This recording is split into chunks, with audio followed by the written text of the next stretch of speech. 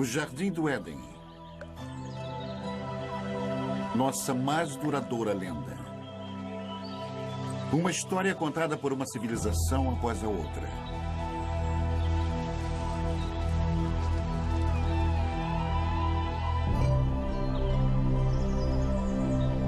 Uma história de sedução.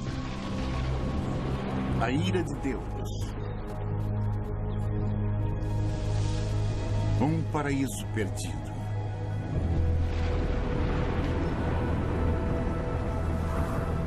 Mas será somente uma fábula? Existem provas de que as grandes histórias da Bíblia tenham sido verdade? De fato, existiu um lugar como o Éden?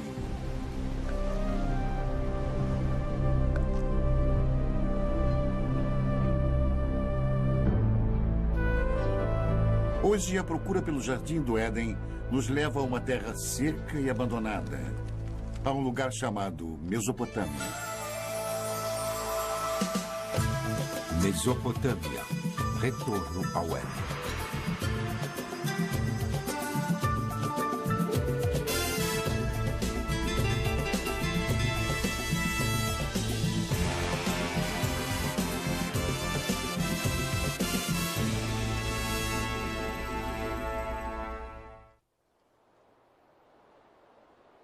Esta é a terra onde as primeiras sementes de civilização humana foram plantadas.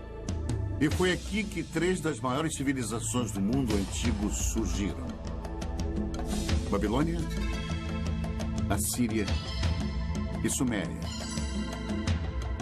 Em meio às suas ruínas, as respostas há muito procuradas para os mais profundos mistérios da Bíblia, enquanto arqueólogos percorrem esta terra em busca da origem histórica da fé. Nossa busca pelo Éden é uma viagem de volta ao passado. Primeiro até a Babilônia, a última dessas civilizações. Depois, mais distante no passado, até os assírios, os primeiros mestres da arte da guerra.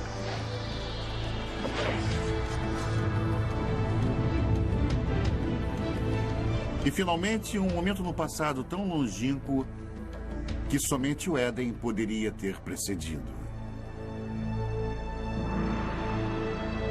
Até a Suméria e a criação da civilização em si. O grande arco da crescente fértil. Ao longo de mais de 6.000 anos, esta rica terra, situada entre os rios Tigres e Eufrates, deu início às primeiras grandes civilizações. Os gregos a chamam de Mesopotâmia. Nós chamamos de Iraque. Subpondo as camadas da história daqui, podemos trilhar as origens de nossas histórias mais antigas e nos transportar às raízes mais profundas da fé. Nossa jornada começa na margem oeste da Mesopotâmia, em Israel. Uma descoberta casual em 1947 voltaria a atenção do mundo para a arqueologia e para a Bíblia. 2 pastores beduínos estão conduzindo seu rebanho de cabras pelos rochedos de Qumran, alguns quilômetros a leste de Jerusalém. No calho do deserto, eles notaram uma pequena caverna oculta num declive rochoso curioso. Um começa a subir. Não é raro encontrar artefatos antigos e valiosos nestes penhascos.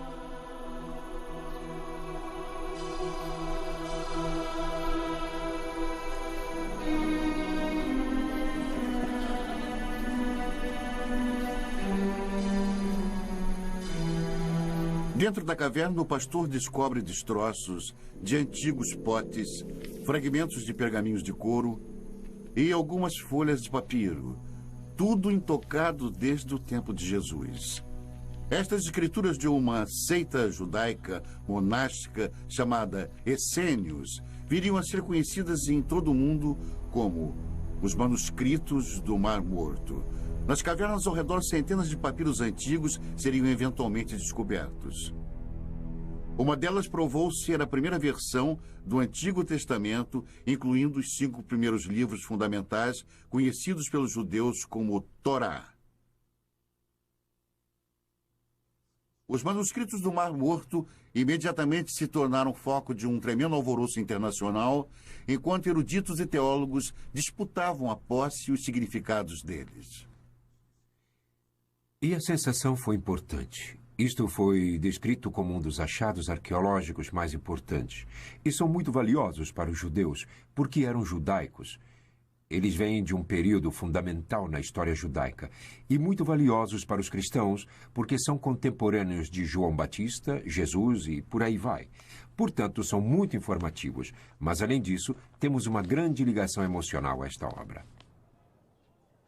A Bíblia sempre foi um livro lido sob 2 pontos de vista, o sagrado e o histórico. Mas o tradicional Torá é sempre escrito à mão. As palavras são lidas enquanto o escriba escreve. Portanto, se tornam uma oração. E cada Torá é considerado sagrado a partir do momento que é escrito. Mas a precisão histórica da Bíblia nunca foi de fato comprovada. É um trabalho que continua até hoje.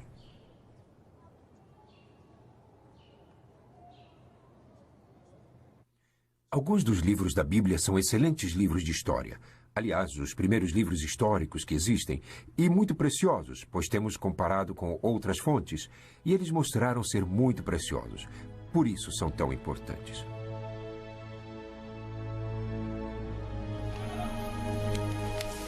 A descoberta dos manuscritos do Mar Morto foi o evento mais famoso da arqueologia bíblica, mas não foi o primeiro. A ânsia por explorar a história bíblica tem uma tradição respeitável. É uma procura que começou na Terra Santa, mas levaria à Mesopotâmia.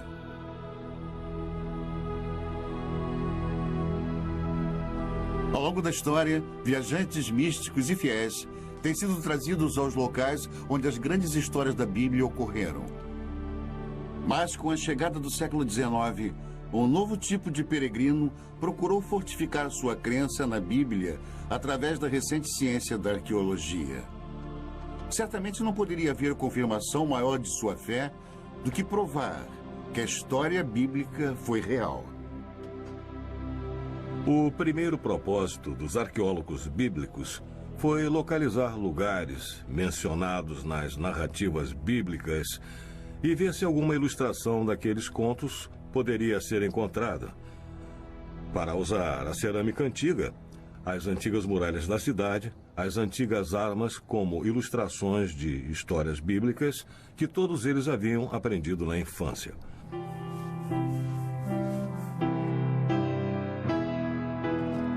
O prestígio de cada nação europeia na Terra Santa era medido pelos tipos de descobertas bíblicas que eram encontradas.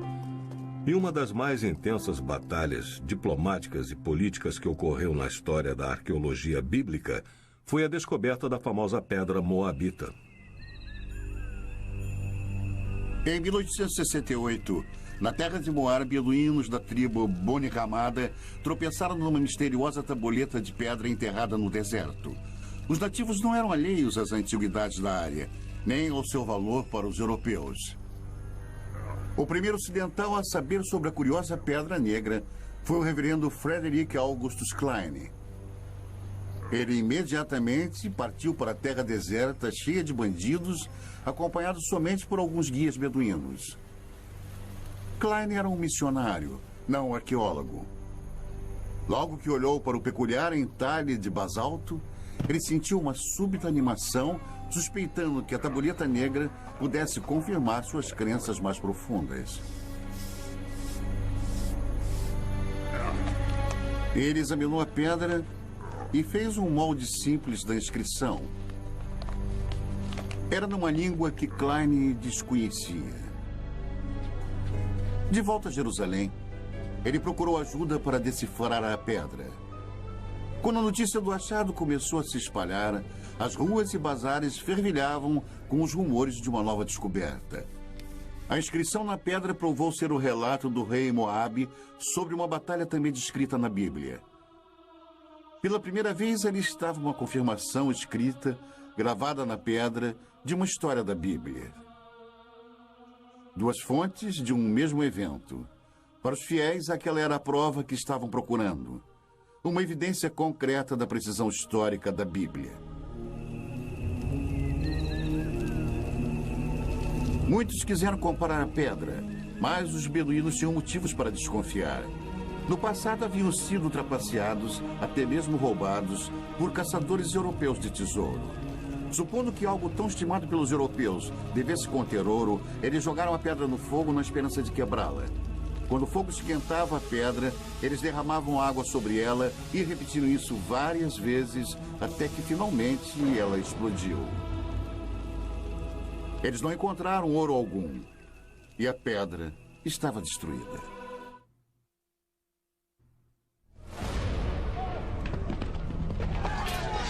O ano é 586 a.C. O exército de Nabucodonosor, rei da Babilônia, invade Jerusalém com a ira de um Deus furioso. Estamos a quase 6 séculos antes do nascimento de Cristo. Os romanos ainda nem sonhavam com o império. É um capítulo negro na história dos judeus, enquanto a impetuosa estrela da Babilônia nasce.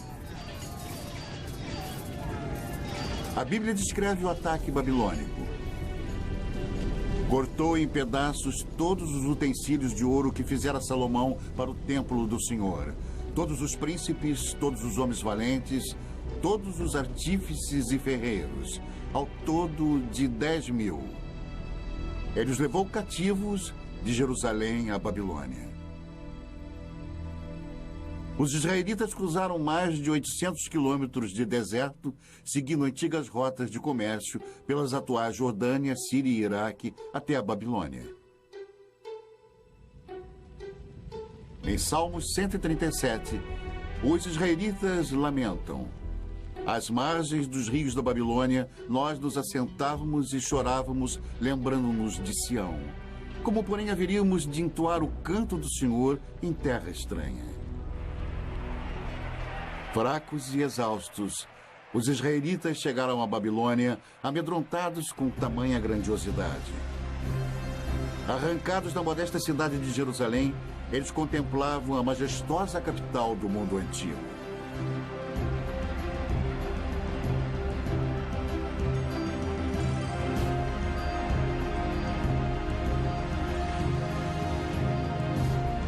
Mas, de alguma forma, os israelitas conseguiram mais do que entoar o canto do Senhor nesta terra antiga.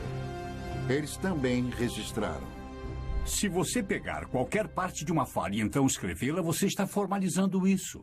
Você imediatamente estabelece um texto que as pessoas podem criticar ou podem dizer: esta é a verdade, tudo mais é errado.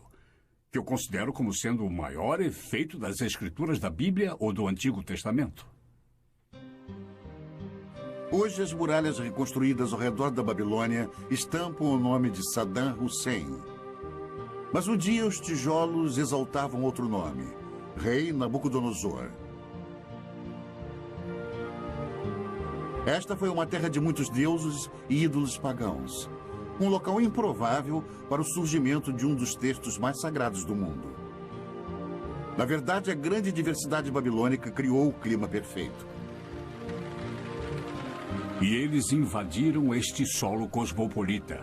Até os mais educados e os mais cultos estavam sendo bombardeados com contato direto com outras pessoas, e digo pessoas diferentes. Os israelitas se viram numa violenta mistura de raças e línguas em conflito com deuses e demônios. Que cidade é esta? O Apocalipse perguntaria. Vestida de púrpura e de escarlate, adornada de ouro, de pedras preciosas e de pérolas. A morada dos demônios, covil de toda espécie de espírito imundo. Babilônia, a grande mãe das meretrizes e das abominações da terra.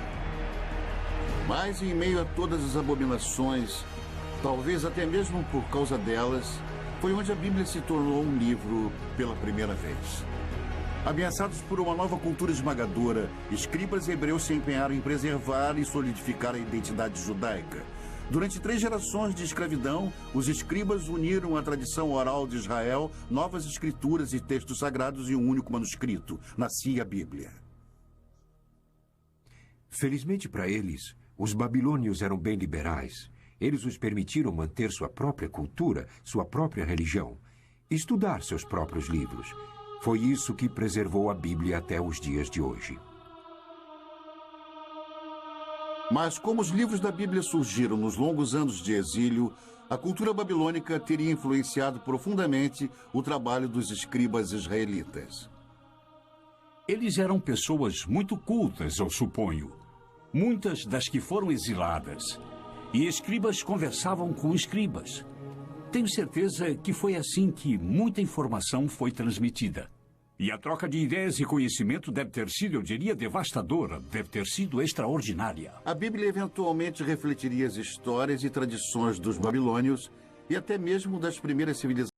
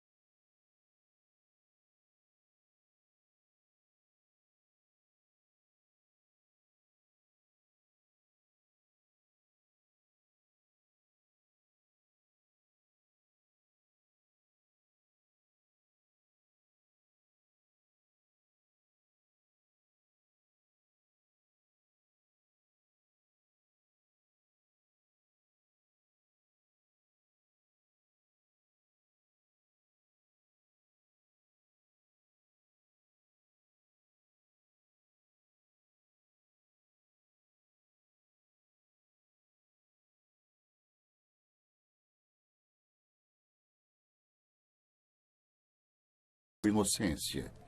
Em algumas remotas tribos beduínas, a provação ainda é praticada tal como era feita no tempo de Hammurabi. Nesta rara filmagem, um sagrado chamado Mubashi irá julgar os acusados examinando suas línguas após eles lamberem uma colher de ferro quente.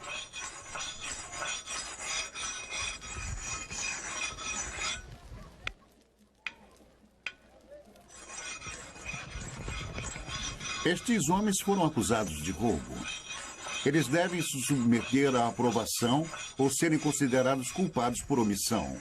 Os membros da família assistem ansiosos enquanto os jovens rapazes se preparam para o ritual doloroso.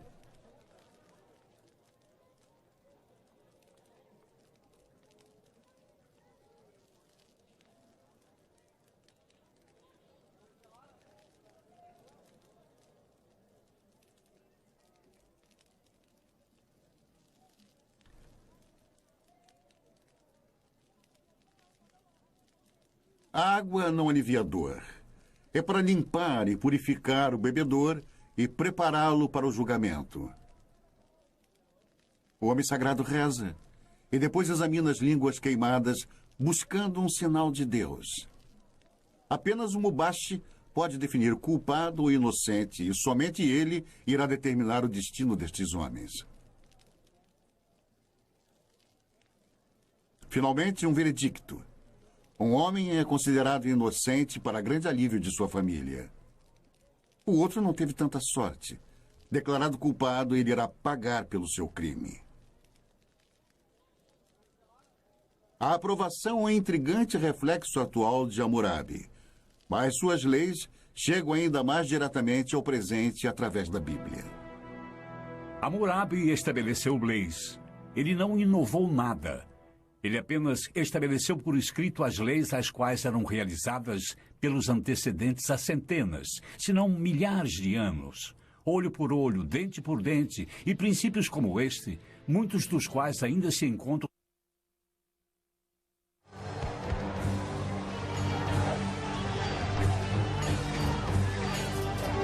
O mais mortal de todos os exércitos mesopotâmicos a viver no Antigo Mundo foram os assírios. Na Bíblia, eles são os símbolos definitivos da tirania de sangue e opressão impiedosa.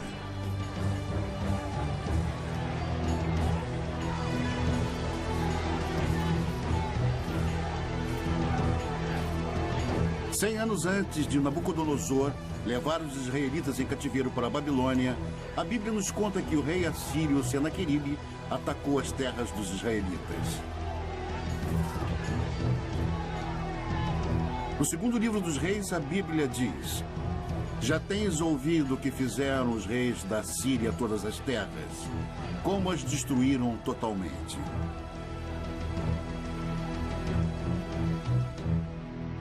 Os assírios eram dominados por reis déspotas.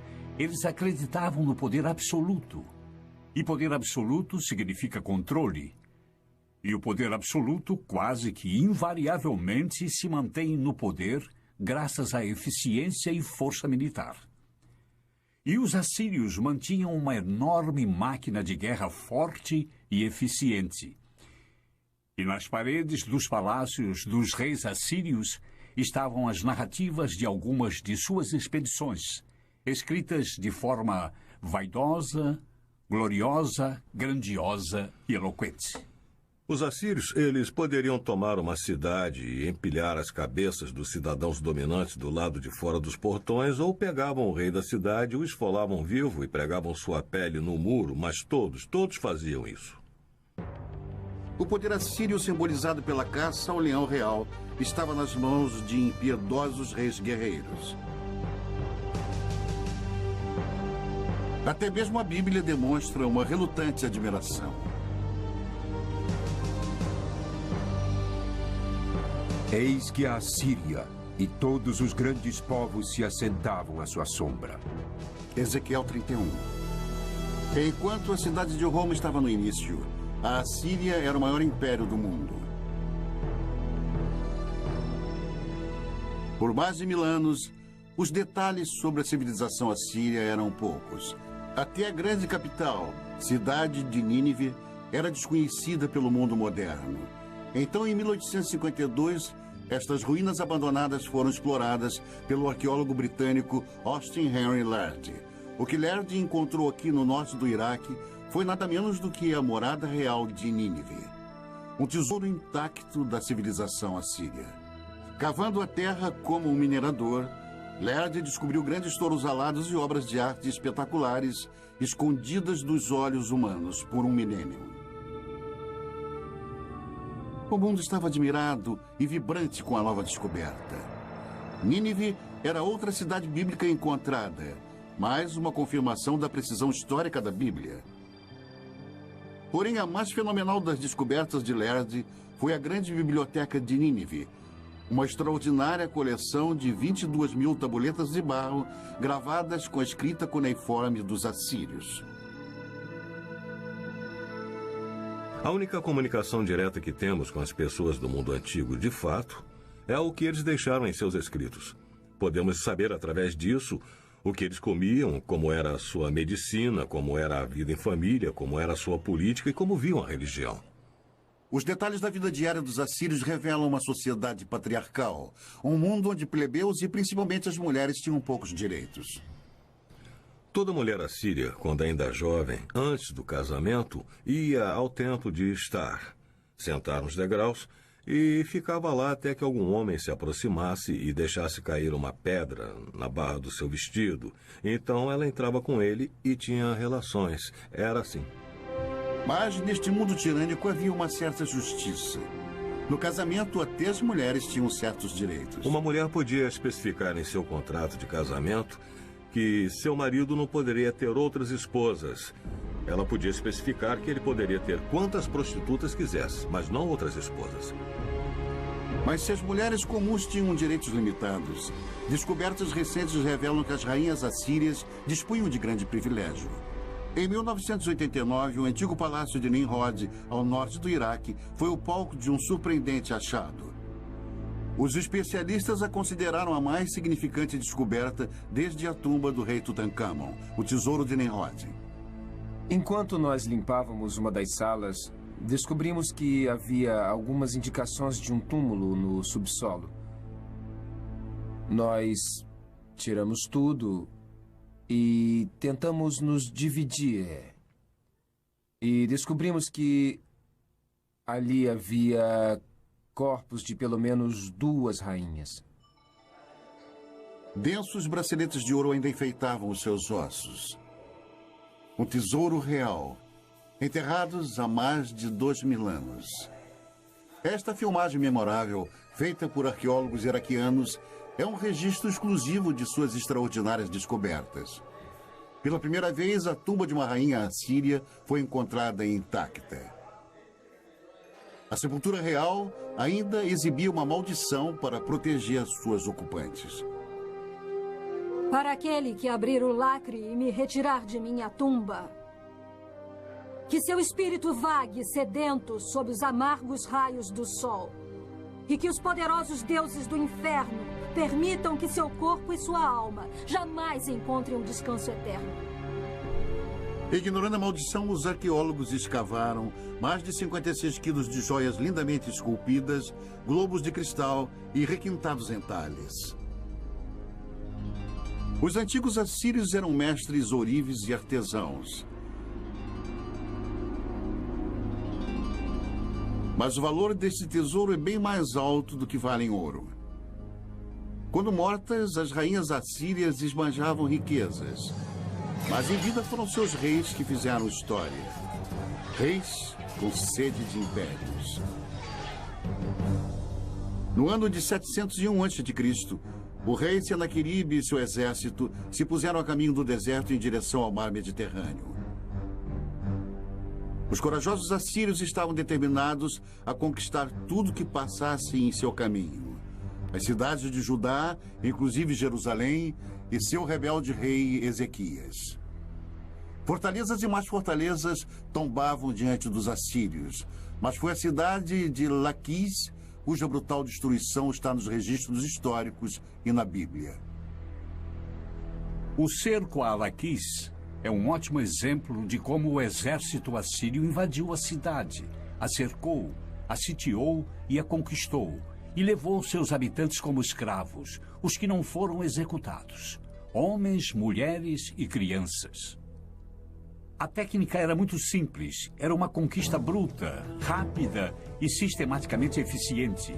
E nos baixos relevos dos palácios assírios, dá para ver os mecanismos de cerco, os soldados avançando nas colinas com os escudos por cima os protegendo dos entulhos atirados. Mas eles não tinham chance. Os outros eram soldados profissionais, eram uma máquina.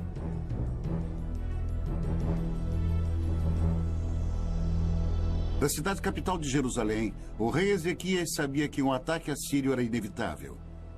Ele tratou de fortificar a cidade e ordenou a escavação de um aqueduto subterrâneo, um empenho desesperado para proteger o fornecimento de água na cidade. Diante de um cerco, o plano de Ezequias funcionou. A Bíblia conta que Deus salvou Jerusalém e o rei da Assíria voltou humilhado para sua terra. A versão de Senaqueribe do conflito foi encontrada num prisma de argila enterrado em Nínive. Ele se equipara com a história da Bíblia nos mínimos detalhes, mas seu ponto de vista é bruscamente diferente. Mas quanto a Ezequias, o judeu que não se curvou em submissão ao meu domínio, 46 de suas cidades fortemente muradas eu ataquei e conquistei. O esplendor de minha autoridade o derrotou. As histórias são contadas de ângulos diferentes, mas estão de acordo. Se você tiver que contar sobre o que aconteceu hoje, e se tiver que contar, contaremos histórias diferentes. Temos a história de Senaqueribe invadindo este país.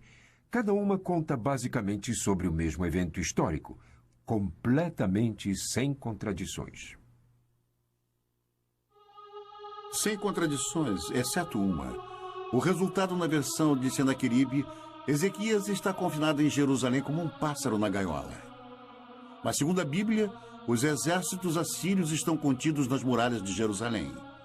Este talvez seja o primeiro exemplo de manipulação de informações. O Deus dos israelitas dá a última palavra. Eu vou destruir os assírios em minha terra, a Bíblia diz. E assim disse o Senhor que os assírios serão derrotados. Muito antes, o Onipotente tinha desperdiçado uma civilização inteira. Não há uma única menção do nome deles na Bíblia, mas eles foram chamados Sumérios e contaram a história de uma grande inundação.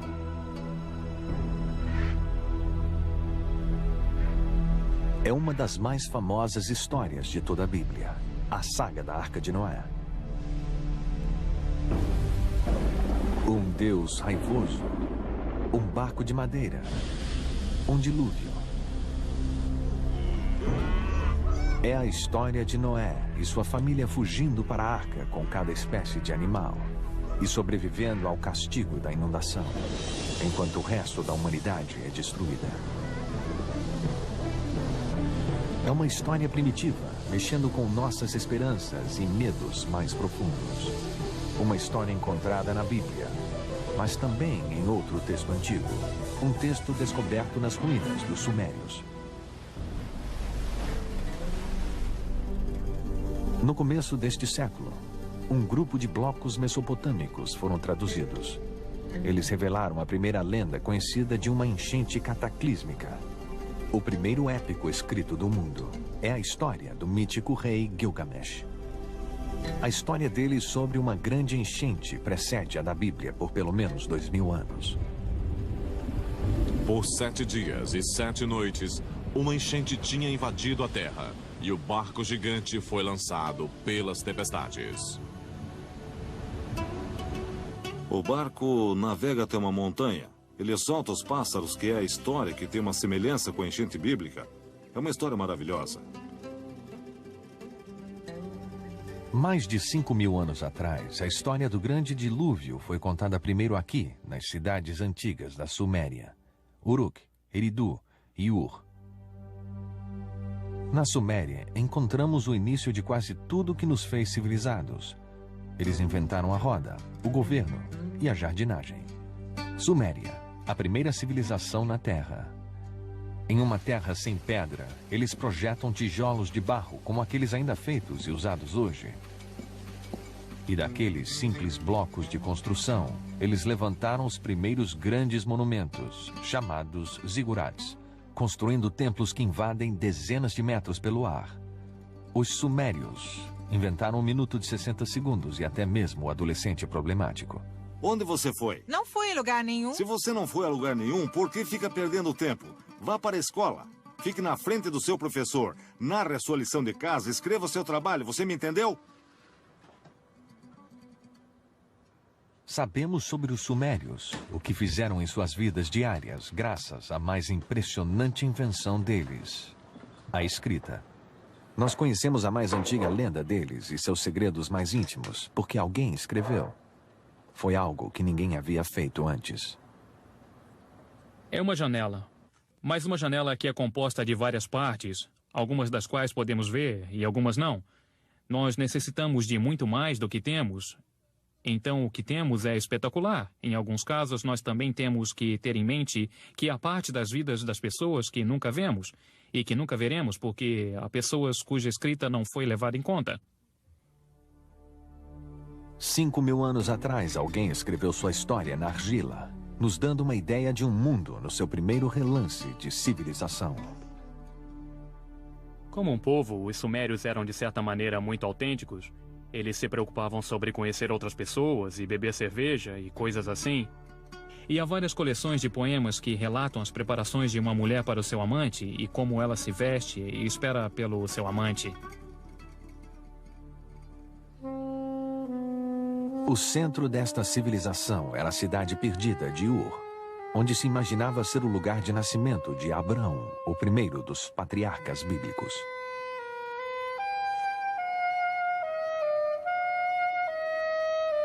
É o sumário de uma cidade bíblica em termos arqueológicos, porque era um lugar de uma das mais famosas escavações arqueológicas que já ocorreu entre os anos 1920 e 1930, por um notável arqueólogo britânico chamado Leonard Woolley.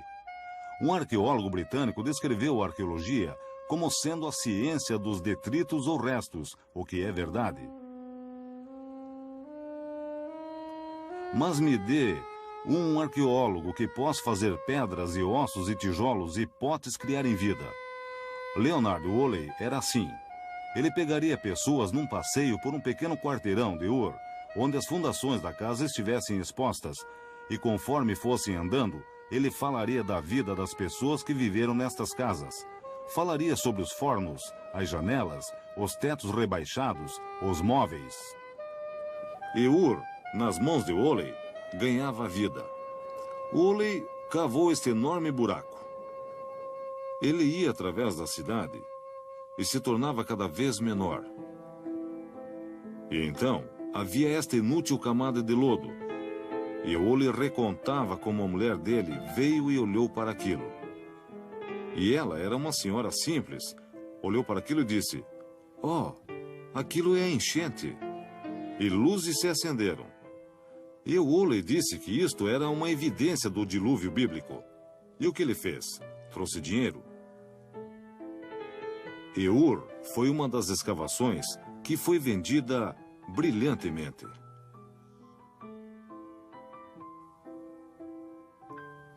Especulações sobre o dilúvio bíblico causaram uma sensação. Mesmo sem uma prova concreta, foi como se a ciência e a Bíblia tivessem se unido no desolado deserto do sul do Iraque. Woolley iria finalmente desenterrar um tesouro indiscutível. Uma descoberta que trouxe visões extraordinárias para esta primeira das civilizações. As tumbas reais de Ur. Cavando na lama grossa, Woolley descobriu 74 esqueletos arrumados cuidadosamente, todos enterrados ao mesmo tempo. O sepultamento contou a chocante história de uma jornada final de um rei para o além e daqueles que o acompanharam. E a partir disto, ele desenvolveu uma notável história de um funeral real. E a história dele foi algo assim.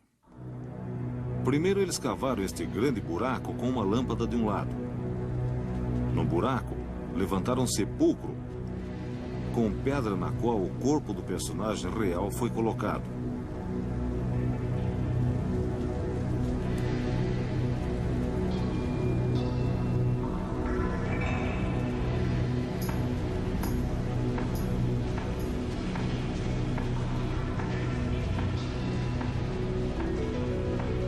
Então, a corte inteira entrou no buraco.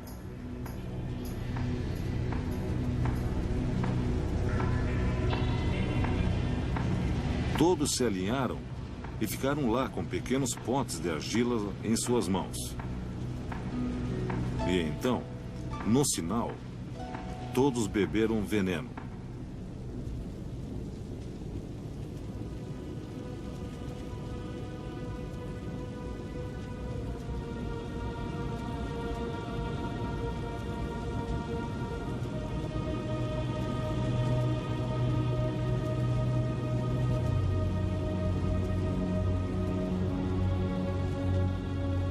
Deitaram e morreram. Então, o príncipe foi para o seu túmulo acompanhado por todos os seus seguidores.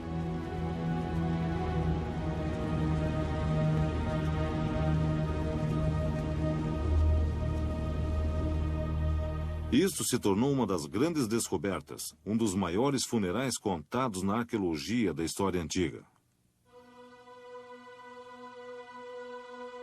A descoberta dos túmulos em Ur foi um triunfo para a arqueologia, revelando os segredos antigos da primeira civilização.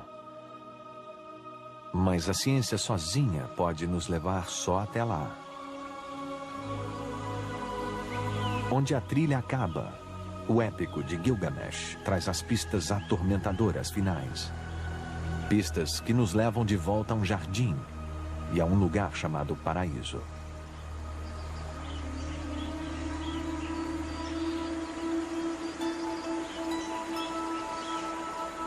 Ah, o Jardim de Éden. No começo, Deus criou o mundo. É uma história familiar. Você tem esse tipo de mito da criação em quase toda a sociedade na Terra. E um desejo constrangedor do povo de um mundo melhor. Jardins de Éden. Paraísos são os desejos de um povo de uma vida menos complicada ou mais fácil, ou uma recompensa por ter trabalhado tão duro.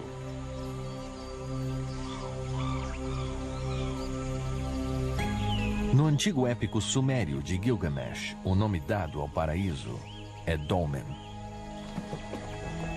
É um lugar além da habitação humana normal e como se apresenta no mito sumério da enchente, que é onde os sobreviventes da enchente foram morar. E há outros mitos que mostram Dolmen como um lugar onde tudo era perfeito. Dolmen aparece na lenda mesopotâmica como uma espécie de jardim do Éden. Como um tipo de paraíso, um lugar de verdejante frescor e água abundante, e ventos e brisas. É um lugar de maravilhas, um lugar perfeito. É também o lar para uma serpente. No épico antigo, a serpente rouba a flor que gera a imortalidade. E assim como Adão, Gilgamesh deve deixar o jardim e morrer. A ideia do paraíso parece universal. Mas no que se baseia? Este lugar existiu? A resposta indica um lugar encantado e real. 640 quilômetros ao sul da antiga cidade sumeriana de Ur, fica a ilha de Bahrein. Um mercado essencial nas rotas do comércio através dos desertos áridos e mares salgados da Mesopotâmia.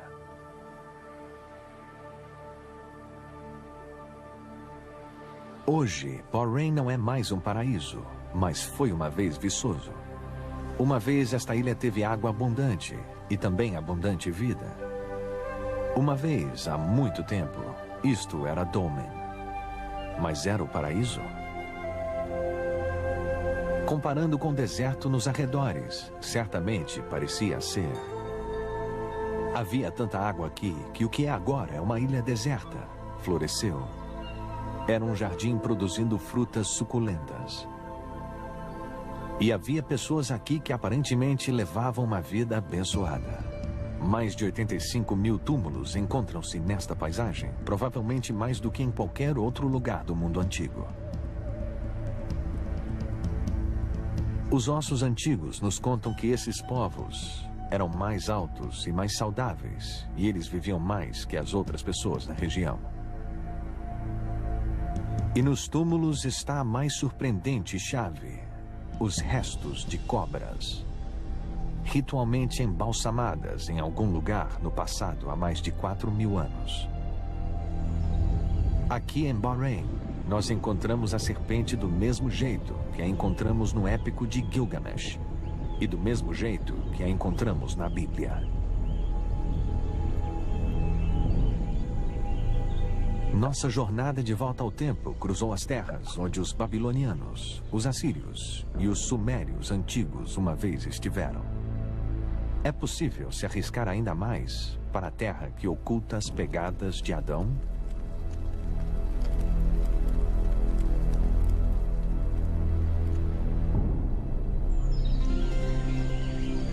Aqui, fé e razão devem caminhar juntas. Nós agora sabemos que houve uma ilha paradisíaca na Mesopotâmia. É nossa escolha acreditar que era o paraíso.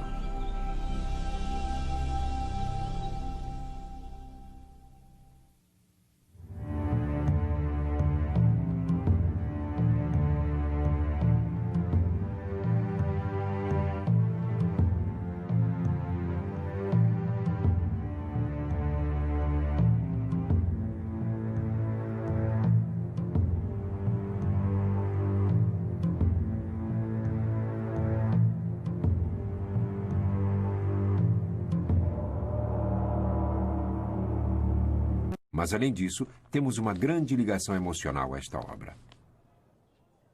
A Bíblia sempre foi um livro lido sob dois pontos de vista: o sagrado e o histórico.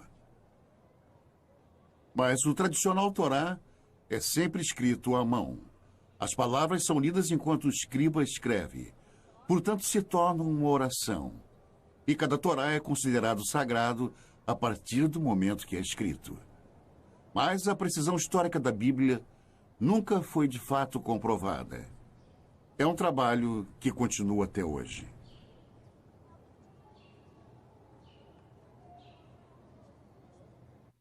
Alguns dos livros da Bíblia são excelentes livros de história. Aliás, os primeiros livros históricos que existem, e muito preciosos, pois temos comparado com outras fontes, e eles mostraram ser muito preciosos. Por isso são tão importantes.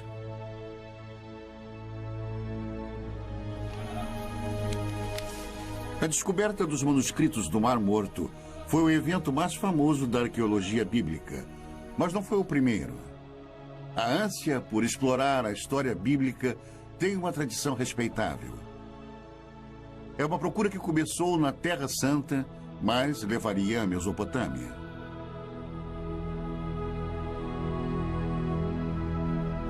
Ao longo da história, viajantes místicos e fiéis têm sido trazidos aos locais onde as grandes histórias da Bíblia ocorreram.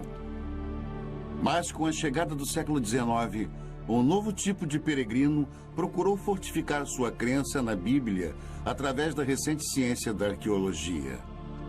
Certamente não poderia haver confirmação maior de sua fé do que provar que a história bíblica foi real. O primeiro propósito dos arqueólogos bíblicos foi localizar lugares mencionados nas narrativas bíblicas e ver se alguma ilustração daqueles contos poderia ser encontrada. Para usar a cerâmica antiga, as antigas muralhas da cidade, as antigas armas como ilustrações de histórias bíblicas que todos eles haviam aprendido na infância.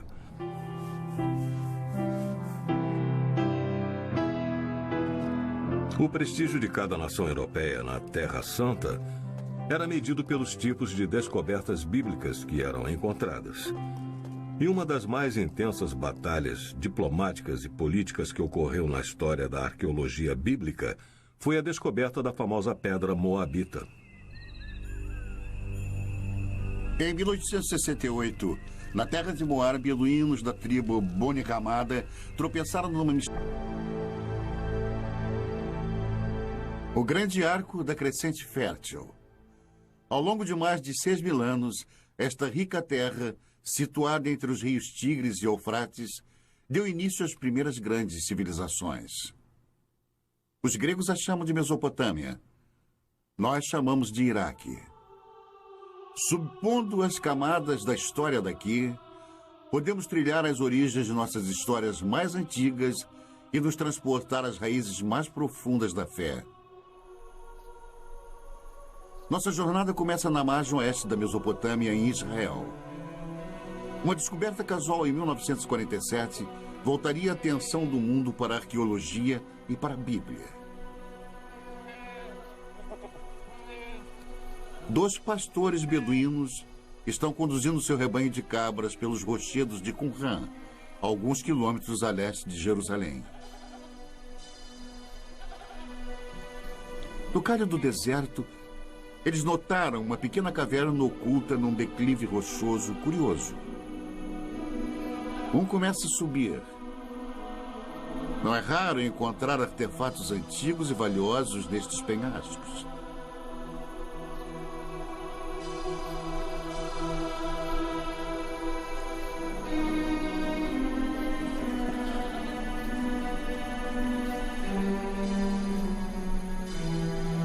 Dentro da caverna, o pastor descobre destroços de antigos potes, fragmentos de pergaminhos de couro e algumas folhas de papiro, tudo intocado desde o tempo de Jesus.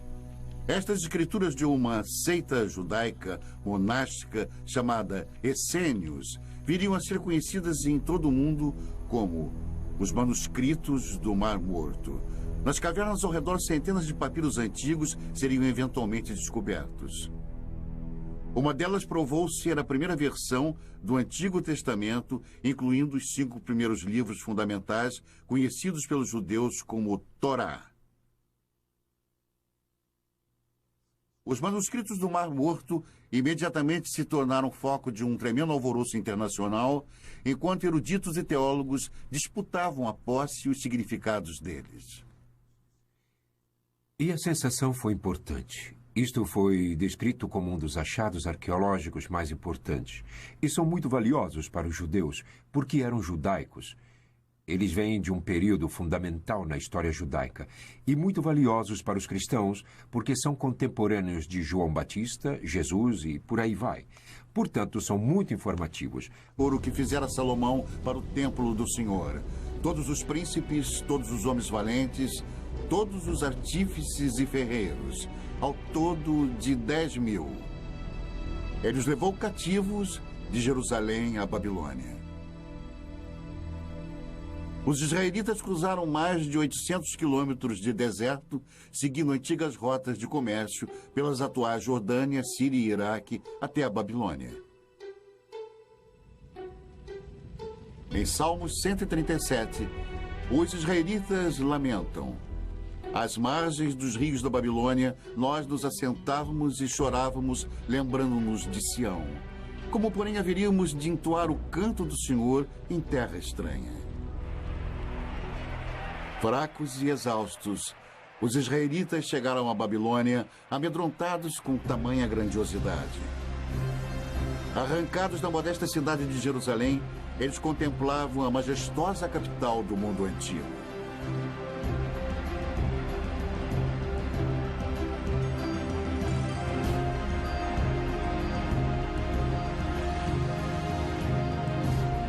Mas, de alguma forma, os israelitas conseguiram mais do que entoar o canto do Senhor nesta terra antiga. Eles também registraram. Se você pegar qualquer parte de uma fala e então escrevê-la, você está formalizando isso. Você imediatamente estabelece um texto que as pessoas podem criticar ou podem dizer: esta é a verdade, tudo mais é errado. Que eu considero como sendo o maior efeito das escrituras da Bíblia ou do Antigo Testamento. Hoje, as muralhas reconstruídas ao redor da Babilônia estampam o nome de Saddam Hussein. Mas um dia os tijolos exaltavam outro nome: Rei Nabucodonosor. Esta foi uma terra de muitos deuses e ídolos pagãos. Um local improvável para o surgimento de um dos textos mais sagrados do mundo. Na verdade, a grande diversidade babilônica criou o clima perfeito. E eles invadiram este solo cosmopolita. Até os mais educados e os mais cultos estavam sendo bombardeados com contato direto com outras pessoas, e digo pessoas diferentes. Os israelitas se viram numa violenta mistura de raças e línguas em conflito com deuses e demônios. Que cidade é esta? O Apocalipse perguntaria. Vestida de púrpura e de escarlate, adornada de ouro, de pedras preciosas e de pérolas.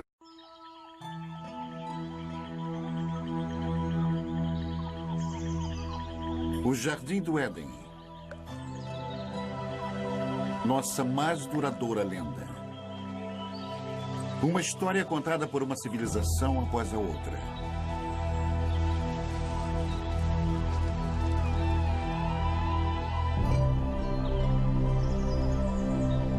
Uma história de sedução.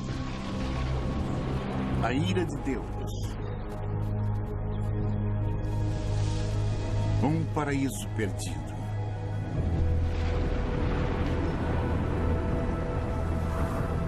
Mas será somente uma fábula? Existem provas de que as grandes histórias da Bíblia tenham sido verdade?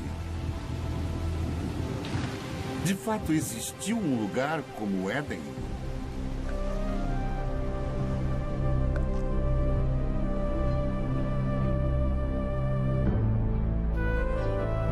Hoje, a procura pelo Jardim do Éden nos leva a uma terra seca e abandonada, a um lugar chamado Mesopotâmia.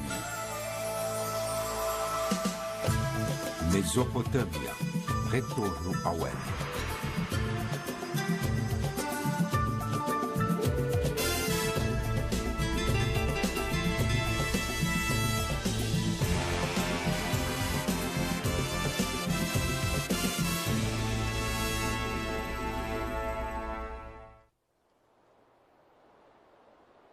Esta é a terra onde as primeiras sementes de civilização humana foram plantadas.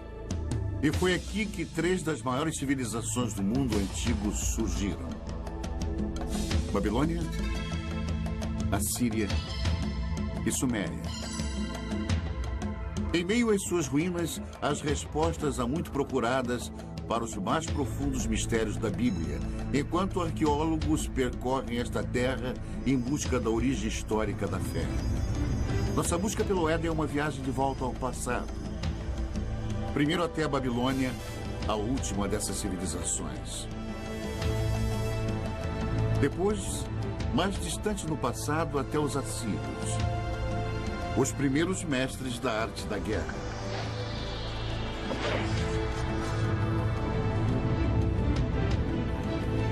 E, finalmente, um momento no passado tão longínquo que somente o Éden poderia ter precedido. Até a Suméria e a criação da civilização em si. Misteriosa taboleta de pedra enterrada no deserto. Os nativos não eram alheios às antiguidades da área, nem ao seu valor para os europeus. O primeiro ocidental a saber sobre a curiosa pedra negra foi o reverendo Frederick Augustus Klein. Ele imediatamente partiu para a terra deserta, cheia de bandidos, acompanhado somente por alguns guias beduínos. Klein era um missionário, não um arqueólogo. Logo que olhou para o peculiar entalhe de basalto, ele sentiu uma súbita animação, suspeitando que a tabuleta negra pudesse confirmar suas crenças mais profundas. Ele examinou a pedra e fez um molde simples da inscrição. Era numa língua que Klein desconhecia. De volta a Jerusalém, ele procurou ajuda para decifrar a pedra. Quando a notícia do achado começou a se espalhar, as ruas e bazares fervilhavam com os rumores de uma nova descoberta. A inscrição na pedra provou ser o relato do rei Moabe sobre uma batalha também descrita na Bíblia. Pela primeira vez, ali estava uma confirmação escrita, gravada na pedra, de uma história da Bíblia. 2 fontes de um mesmo evento. Para os fiéis, aquela era a prova que estavam procurando. uma evidência concreta da precisão histórica da Bíblia. Muitos quiseram comparar a pedra, mas os beduínos tinham motivos para desconfiar.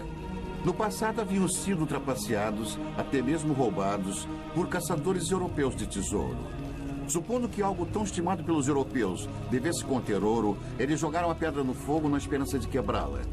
Quando o fogo esquentava a pedra, eles derramavam água sobre ela e repetiram isso várias vezes, até que finalmente ela explodiu. Eles não encontraram ouro algum, e a pedra estava destruída.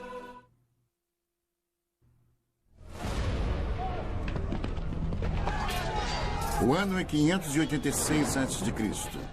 O exército de Nabucodonosor, rei da Babilônia, invade Jerusalém com a ira de um Deus furioso. Estamos a quase 6 séculos antes do nascimento de Cristo. Os romanos ainda nem sonhavam com o império.